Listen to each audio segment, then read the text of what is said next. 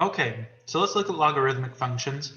Um, so when we defined exponential functions, we had these restrictions, right? We had to have a positive number, and that number cannot be zero. But then we were able to define exponential functions as anything of the form a to the x, right? Where a is positive and not 1. So we start off defining logarithmic functions in a similar way, right? So first of all, here's what we mean by a logarithmic function. If you have a statement that says a to the x equals y, then that's exactly equivalent to saying log base a of y equals x. Okay? So this part here, the log base a of y, that's called a logarithm with base a. And so a logarithmic function is a function of the form f of x equals log base a of x. Okay, so these two expressions they mean exactly the same thing. Okay, they mean exactly the same thing. A to the x equals y is called the exponential form of the expression. Log base a of y equals x is called the logarithmic form of the expression. So here's how you should think about logarithms. Whenever you see this expression, log base a of x, you should think to yourself, a to what power equals x? Okay, so you're thinking to yourself, this number to what power equals that number? That's the meaning of that expression. Okay, a couple of kinds of logarithms get some special notation for them. So if you have a log with base 10, then we simply write log x instead of writing log base 10 of x. So it's kind of like with square roots, right? The index is a 2, but when the index is 2, we don't write the index, right? We just write the little square root sign. And it's the same way with logarithms. If the log is base 10, then we just write log x instead of writing log base 10x. But we call this thing the common logarithm. When the base of the logarithm is Euler's number e, then we write ln of x instead of log base e of x. Okay, so this is an ln, not an in. So this is not in, it's ln. In fact, I usually write it this way, ln of x. Okay, so it's the ln of x, the natural log of x. We call this the natural logarithm. Okay, so let's practice with some of these concepts. Here we have a bunch of things in exponential form. Let's see if we can rewrite them in logarithmic form. Okay, so 2 to the 10th power equals 1024. In logarithmic form, the base of your exponential function becomes the base of your logarithm. So the base here is 2, so this is going to be a log base 2. And then these two numbers switch places, right? So you say log base 2 of 1024 equals 10. Okay, and this makes sense because 2 to the 10th power equals 1024. So log base 2 of 1024 should equal 10, right? See if you can do the next 3 on your own. So give the video a pause and fill those in. All right, here's my solution. We should have log base 9 of 1/3 equals negative 1/2. That's because 9 to the negative 1/2 power is 1/3. We should have log base 10 of x equals 3. And since it's a log base 10, we can just write that as common log, right, of x equals 3. That's how we would write it in its kind of standard form. Part D would be log base e of 7 equals x. Since it's a log base e, we can call that ln of 7 equals x. And that's how we would write it in its kind of standard form. Okay, so that's going from exponential to logarithmic. Let's go from logarithmic to exponential. Okay, so remember the meaning of log base 3 of 243 is 3 to what power equals 243? If we're claiming that that's 5, then to write this in exponential form, we would say 3 to the 5th power equals 243. So there's the exponential form. See if you can do the next 3. Give the video a pause. Okay, here's my solution. Let's say 2 to the 6th power equals x. Here I would say this is a common log, so it's a log base 10. So I would say 10 squared equals 100. This is a natural log, so it's really a log base e. So I would say e to the x equals y. Okay. And now let's practice evaluating some logarithms. So again, when you see this expression, log base 3 of 9, you should be thinking to yourself, 3 to what power equals 9? Well, 3 squared equals 9, right? So log base 3 of 9 should be 2. Now give the video a pause and see if you can do the next 4 on your own. Okay, here are my solutions. Log base 8 of 2. So I'm thinking 8 to what power equals 2? Well, I know that the cube root of 8 is 2, and the cube root of 8 is the same thing as 8 to the 1/3 power. So 8 to the 1/3 power equals 2. Therefore, log base 8 of 2 should be 1/3.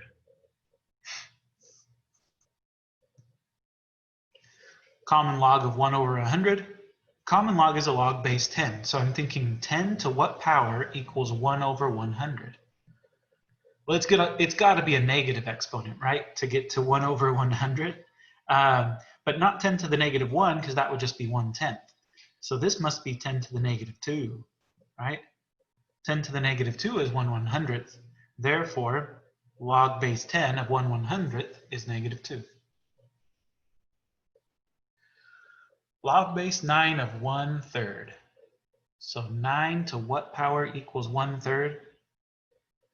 Well, the square root of 9 is 3. Square root of 9 is the same thing as 9 to the 1/2 power. So 9 to the 1/2 power is 3. That means 9 to the negative 1/2 power would be 1/3, right?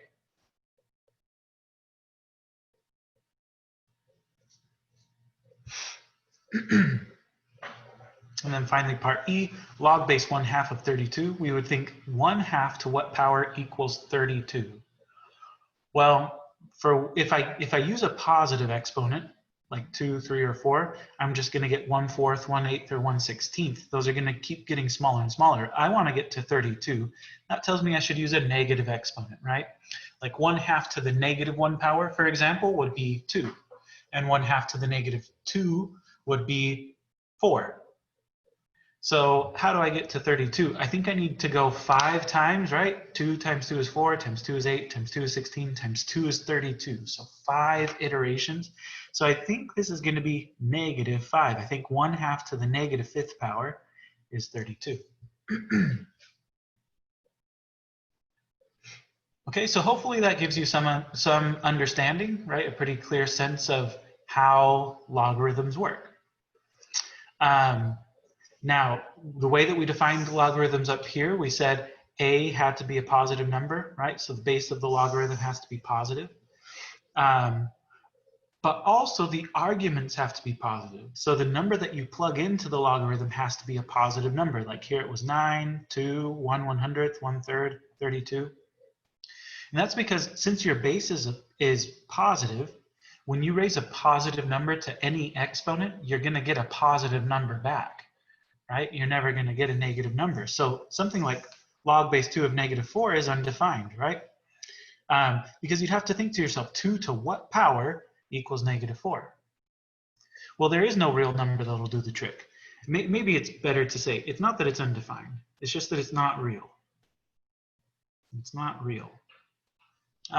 There are complex numbers that'll do the trick, but there aren't any real numbers such that 2 to that number is going to give you a negative 4, right? A log with the argument of 0 is also going to be undefined. That one really is undefined. Not even a complex number will do the trick, I don't think.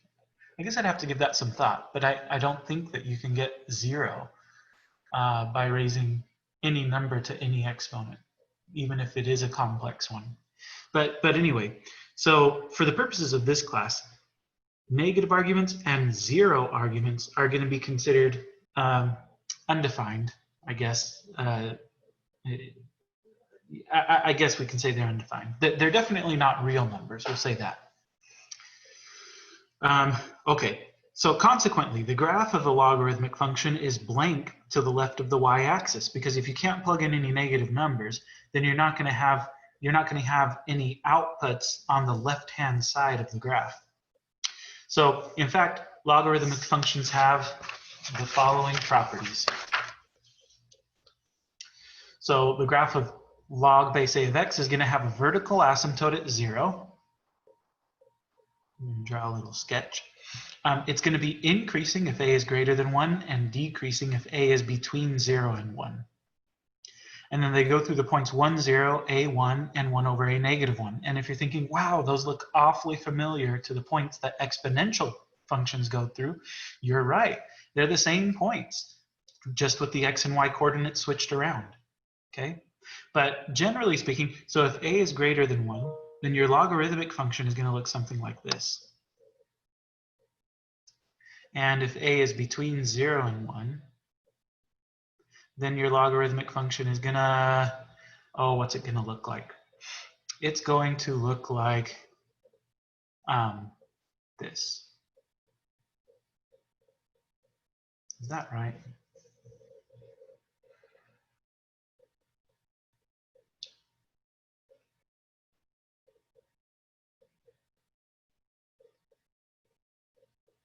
Yeah.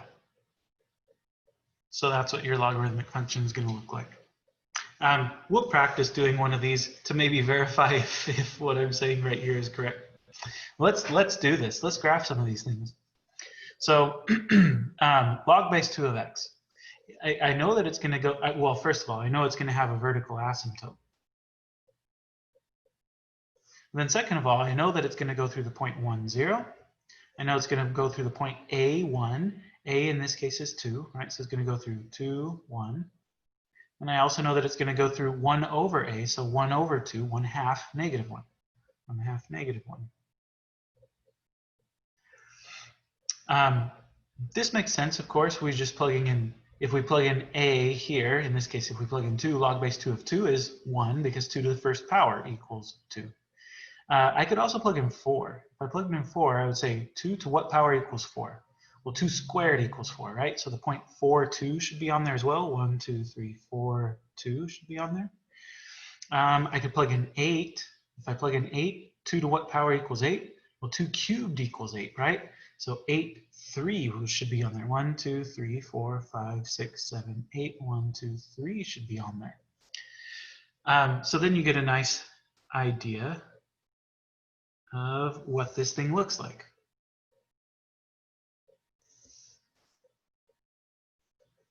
Okay. These last 2 points you don't have to plot, but it's just nice to have that extra information. But on a test or a quiz, I would definitely be looking for these 3 points right there. Okay. So definitely give me those. So there's part A. Part B is asking for log base 1 half of x. So you're still going to have this vertical asymptote at x equals 0. You're still going to go through the point 1, 0, A1. A in this case is 1 half, right? So 1 half, 1. And then 1 over A, negative 1. So if A is 1 half, then 1 over A is 2. So we have the point 2, negative 1 on the graph. So yeah, you can see that it's just this one flipped over vertically. So the picture I drew here was correct. But yeah, so if I plug in 2, right, I would ask 1 half to what power equals 2, and the answer is negative 1, right? I could plug in 4 and ask 1 half to what power equals 4, and it would be 1 half to the negative 2 power, right? So the point 4, negative 2 would also be on there. 1, 2, 3, 4, negative 2. And I could plug in 8, right? 1 half to the negative 3 would be 8. So 8, 3 should be on, 8, negative 3, sorry. 1, 2, 3, 4, 5, 6, 7, 8. 1, 2, 3 is on there. So then you get this picture, right? For how logarithmic functions look.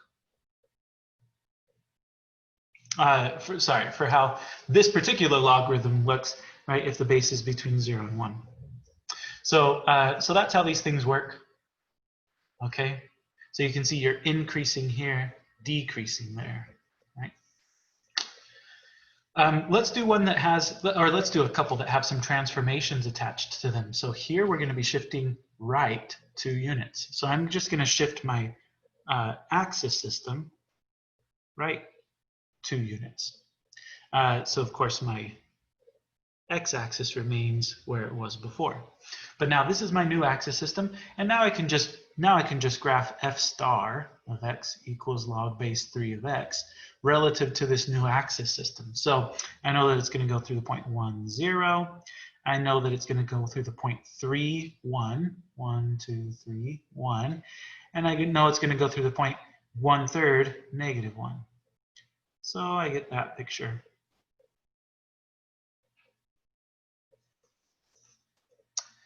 And then I have ln of x plus 1 minus 4. So this time I'm going to shift my axes left 1, down 4. So left 1, and down 1, 2, 3, 4, down 4. So this is my new axis system now. And I can graph ln of x. I can graph f star of x equals ln of x relative to this new axis system, right? So I know it's going to go through the point 1, 0. A1, A in this case, this is a log base E, right? So A equals E, that's about 2.7. And while we're at it, 1 over A would be 1 over E, which is about 0.4, right? So, so it's going to have the point 1, 0. It's going to have the point A1, so that's 1, 2.7, 1. Then it's going to have the point 1 over A, negative 1, so about 0.4, negative 1. And so I get that picture. It probably doesn't rise that steeply, actually. It kind of levels off, I think, a little more quickly. But you get the idea. So again, those are the 3 points that I need. Okay. So that's what logarithmic functions look like. Now, logarithms have a lot of useful properties that we're going to try to exploit. These 4 properties are pretty obvious in and of themselves, but I'm writing them down. I'm going to call these the basic properties of logarithms, so 1, 2, 3, and 4. And they should be pretty obvious, right? Like log base A of A is 1, right? If you take a log of a certain base of a certain argument, and the base and the argument match, then that's just going to be 1, right? That's because A to the first power equals A, of course. Similarly, A to the 0 power equals 1, right? So log base A of 1 equals 0, regardless of the base. For any base, log base A of 1 equals 0. For any base A, log base A of A to the x equals x, because again, A to the x power equals A to the x power, right? Number 4 is maybe a little bit more difficult to see. But it's true for the same reason that number 3 is true. So these are the basic properties of logarithms. Now, in addition to those, the basic properties, I'm going to add these that get their own special names. So we have a product rule for logarithms, which says something kind of surprising. Although if you squint at it just right, you can see how it's related to exponents, right?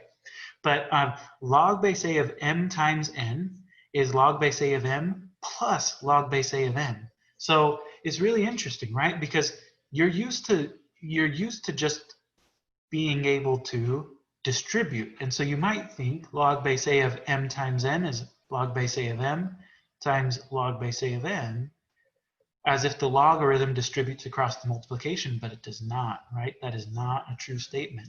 What is true, though, is that we can distribute the logarithm across products, but then the product turns into a sum, which is kind of weird at first glance. The quotient rule is similar, right? We can distribute logarithms across quotients, but then the quotient turns into a difference, okay? And then the power rule, which is arguably the most important of the 3, says that we can take this exponent. If you have log base A of m to the r, and by the way, it's this that we're talking about, right? Log base A of m to the r, then this is equal to r times log base A of m. So importantly, right, it's not the case that log base a of m to the r power equals r times log base a of m. That's not true, right? That is not a true statement. Okay, but this is a true statement. Here's a proof of the product rule. I'll let you read through it if you'd like. The proofs of the quotient and power rule are similar to the proof of the product rule, okay? But basically what it comes down to is this holds because of the rules for exponents, right? Like we know a to the x plus y would be the same thing as a to the x times a to the y. So we can kind of see how products and sums are related through exponents. And logarithms, logarithmic expressions and exponential expressions are really just two sides to the same coin. Anyway, so you can read the proof for details. And then also I've said here some things that are worth noting about what these statements mean and what they don't mean, right? And I've said some of that already, right? Like product rule, this is not true. It's also the case that logarithms do not distribute across addition or subtraction at all. So log base a of m plus n, this is not the same. Oh, I have a little typo there. What I meant to write is log base a of m plus log base a of n. It's not correct, right? You cannot distribute the logarithm across a sum like that. Okay, so just be careful when you're applying these rules. Make sure that you're actually applying what the rules say and not what you think might be true, like this or like this. Well, actually, this one is true. Right? This one is true, but this one is not. So just be careful. Be careful. So let's practice a little bit.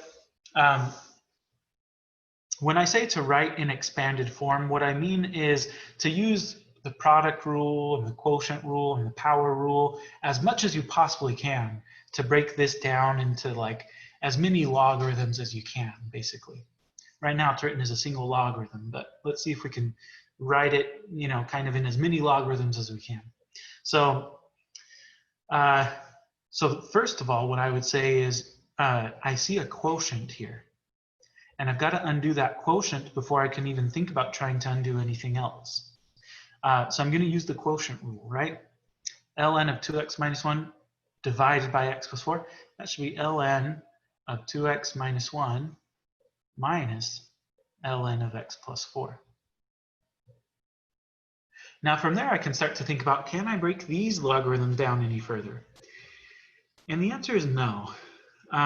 Because logarithms don't distribute across addition or subtraction, there's really nothing you can do here. If you just had ln of 2x or something, then you could use the product rule. You could say this is ln of 2 plus ln of x.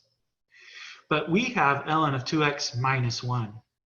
And in order to get to this point, we'd first have to kind of break down the subtraction, and we can't do it. So that's as far as this one's going to go. Okay, let's do another one. Log base 3 of this big mess. Okay, I'm going to start off the same way. I see a quotient, and I've got to undo that quotient before I can do anything else. So I'm going to have log base 3 of x squared times x minus 1 cubed minus log base 3 of 2x plus 1 to the 4th power. Now focusing on this first logarithm, I've got a product, so I can break that down further. This is going to be log base 3 of x squared plus log base 3 of x minus 1 cubed, right? Kind of like this. So that's the first one. As for the second one, I don't have any products to break down, but I do have this exponent, and I can use the power rule to bring that exponent down in front. So I can call this 4 times log base 3 of 2x plus 1. Right? Power rule allows me to take this exponent and move it down there. With that in mind, then I can do the same thing on these first two logarithms. I can call this one, instead of log base 3 of x squared, I can call it 2 times log base 3 of x. And the second one I can call 3 times log base 3 of x minus 1. And the last one, there's nothing further for me to do there. Right? So now this has been written in expanded form.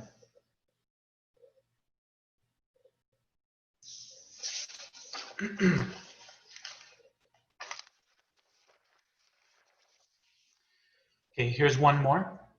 Go ahead and give the video a pause and see if you can do this on your own. I'll give you one hint before you get started. The square root is the same thing as raising this to the 1/2 power. I would advise that you rewrite it to the 1/2 power first, and then start trying to break it down. Try to expand it. So give the video a pause, give that a try. Okay, here's my solution.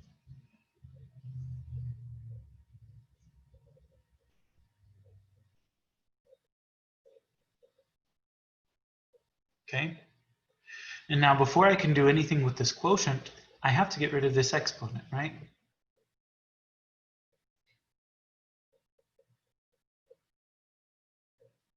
Now I can apply the quotient rule.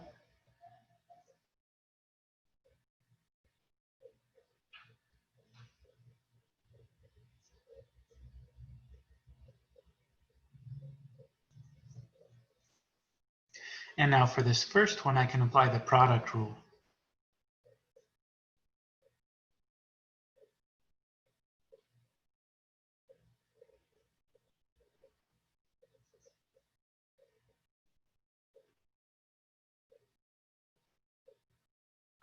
And that's that. If I want to distribute the 1/2, I can. So maybe I'll do that.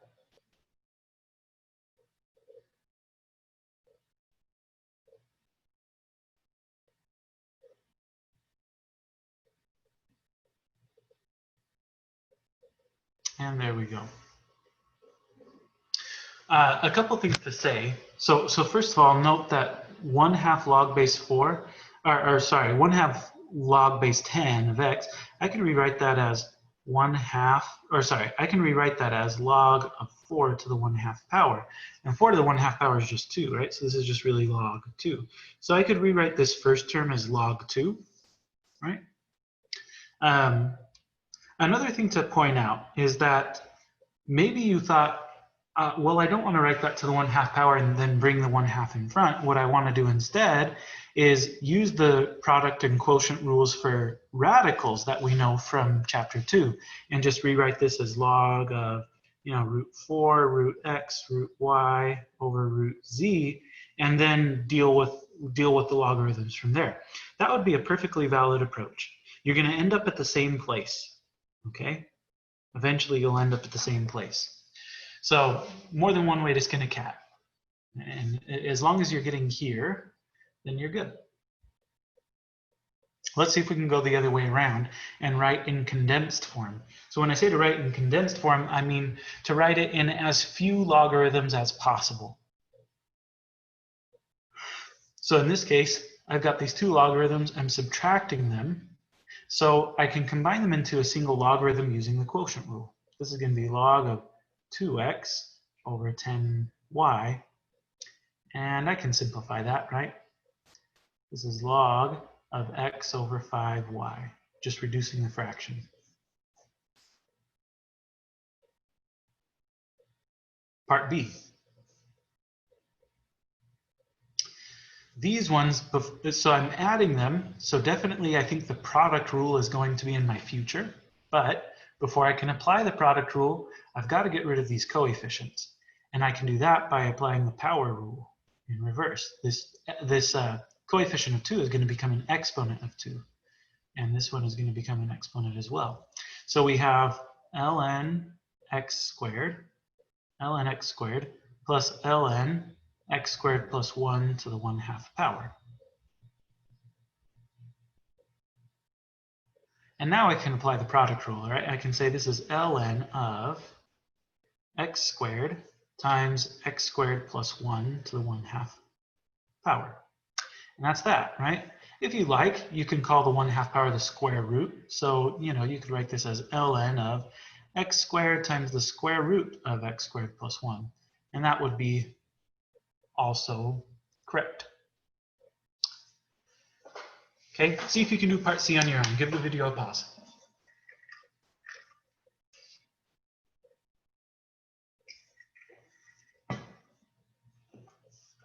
couple ways you could have approached it is you could have distributed the 1/2 first, and then rewritten the 1/2 as an exponent, and then applied the product rule.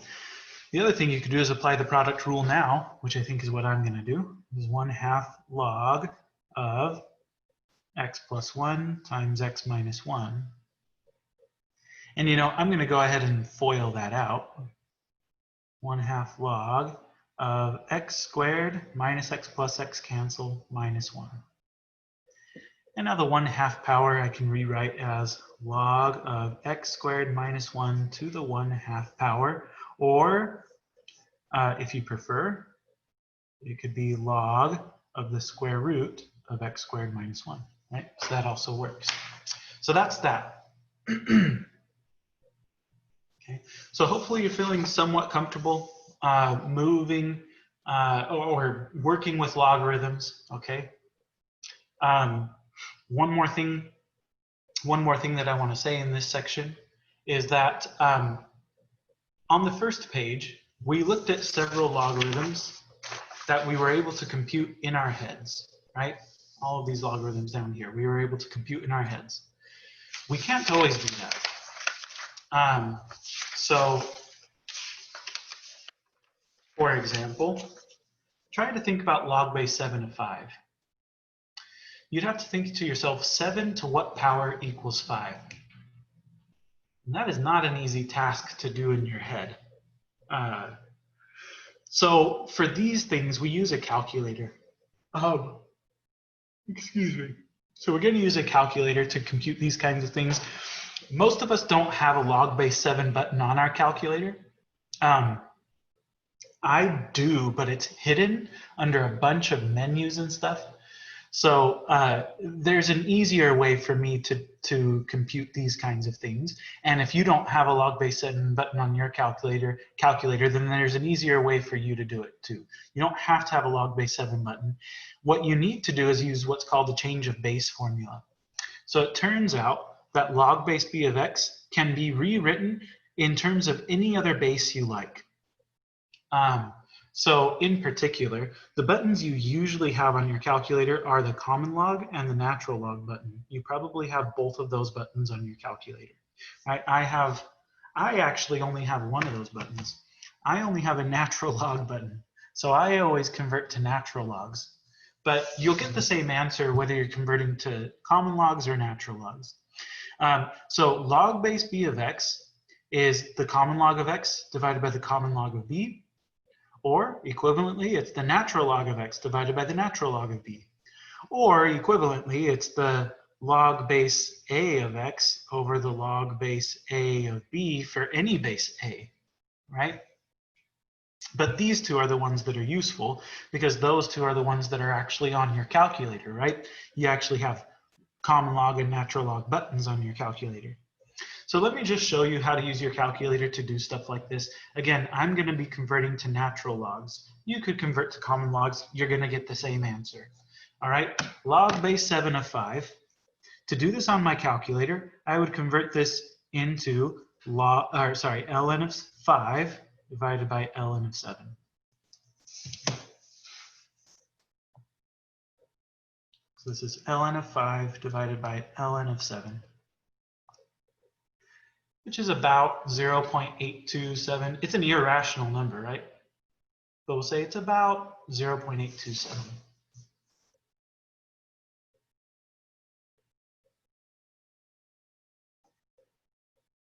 Log base 5 of 13, same thing, right? We do this the same way. This is ln 13 divided by ln of 5.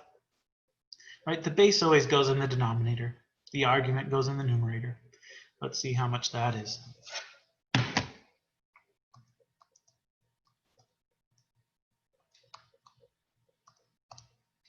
That's about 1.594.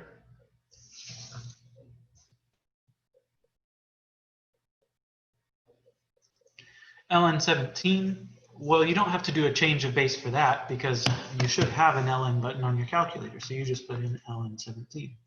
No change of base required. If you wanted to use a change of base, like if you thought, well, because you're just in the mode of like using the change of base. The way that would look if you were to do a change of base would be you would have to do ln of 17 divided by ln of e, because the base of this logarithm is e, right? But ln of e is just 1, because e to the first power equals e. So this is just ln 17 over 1, which is ln 17, right back where you started, right? So you can see it's kind of pointless to do that. Just plug in ln 17 into your calculator. You get about 2.833.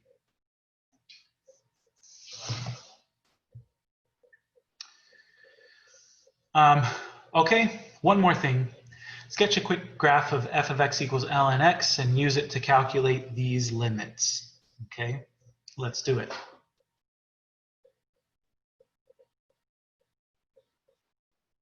Well, I know that ln x is going to go through the point 1, 0. I know it's going to go through the point E1. E is about 2.7, so 1, 2.7, 1. And I know it's going to go through the point 1 over E negative 1. So ln is going to look something like this. Okay, I'm not getting too particular with the way that this looks, but it's going to look something like that. So now, what's the limit as x approaches infinity of ln of x? Well, it might look like this thing starts to sort of level off so that it approaches some limit, but actually it doesn't. It's going to grow forever and ever and ever. So this limit is infinite. What about limit as x approaches 0? Well, as x approaches 0, f of x is going down to negative infinity, it looks like. Limit as x approaches 1, right? Here was 1, right? As x approaches 1, f of x is approaching 0, right? Okay. And that's that. That's all I have to say about logarithms. Here's a really cool video about logarithms. Because the reason I give you this video is because at first logarithms seem really kind of strange. Like they seem really counterintuitive and just kind of hard to work with. But in fact, our brains are wired to think about certain things logarithmically. So if you can kind of tune into that, then it might help you. It might help you understand logarithms a little better. So I'll leave you with that. I'll provide a link to this in today's module. See you in the next section.